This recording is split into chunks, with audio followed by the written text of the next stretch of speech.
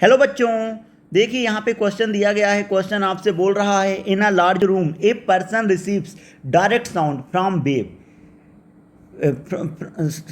From a source 120 metre away from him. मतलब देखिए यहाँ पर जो पर्सन है वो वेव से डायरेक्ट साउंड सुन रहा है जिसका डिस्टेंस दिया गया है 120 metre. He also receives wave from the same force which reaches him being reflect from the 25 metre height ceiling at a point halfway between them. The two wave interference constructively for wavelength. आपको बताना है कि यहाँ पे wavelength क्या क्या होगा।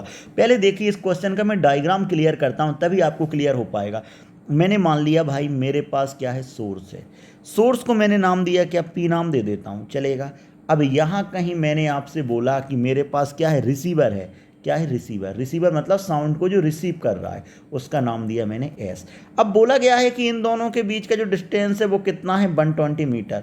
अब इसके मिड पॉइंट से, मिड पॉइंट कितना हो गया, 60 हो गया। अब बोला गया है कि मिड पॉइंट पर सपोज यहाँ कहीं मैंने कोई पॉइंट मान लिया, कौन सा पॉइंट, ओ पॉइंट।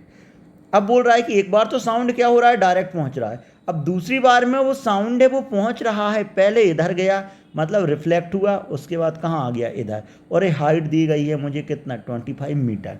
तो जो क्वेश्चन में दिया गया था उसके हिसाब से मैंने डायग्राम बना लिया। ये कितना हो जाएगा, मिड पॉइंट है तो 60 मीटर, ये भी कितना, 60 मीटर।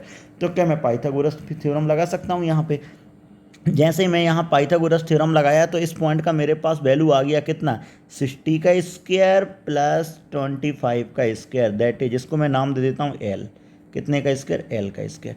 तो जैसे ही मैंने इसको सॉल्व किया तो एल का स्क्वायर 3600 प्लस 625, ठीक है। तो एल इक्वल टू मेरे पास आ गया कितना हो गया, 4225 एल स्क्र का वैल्यू। तो एल का वैल्यू कितना हो गया, 65। ये मेरे पास एल का वैल्यू कितना आ गया आपके पास, 65 मीटर, ठीक है। और यहाँ पर भी एल का वैल्यू कितना आ जाएगा, 65 मीटर। अब देखो, अब मैं किसकी बात कर रहा हूँ, पथ डिफरेंस की बात कर रहा हूँ। किसकी बात कर रहा हूँ, पथ डिफरेंस।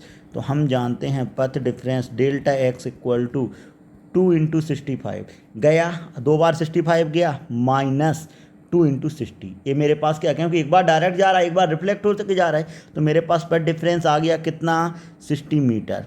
पर डिफरेंस कितना आ गया, 60 मीटर। हम जानते हैं फॉर कंस्ट्रक्टिव इंटरफेरेंस के लिए डेल्टा एक्स का जो वैल्यू है वो हमेशा एन लैम्डा के बराबर होता है। क्लियर। तो यहाँ पे मैं लिख सकता हूँ क्या, lambda equal to 10/n for N equal to मैंने ले लिया 1 2 3 डैश डैश डैश।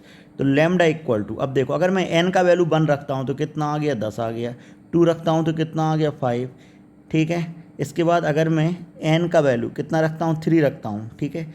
एन का वैल्यू 3 रखता हूँ तो कितना आ जाएगा, 3 पॉइंट समथिंग आएगा, या फिर अपन डायरेक्ट लिख सकते हैं 10/3। आगे चलता हूँ, जैसे ही मैंने कितना रखा 4 तो 2.5। तो मैं बोल सकता हूँ कि मेरे पास जो पैटर्न रिटर्न हो रहा है लेमडा का वो कितना, 10 5 10/3 2.5। तो जो मेरे पास ऑप्शन नंबर बी में दिया गया है। Hope you understand the solution. Thank you.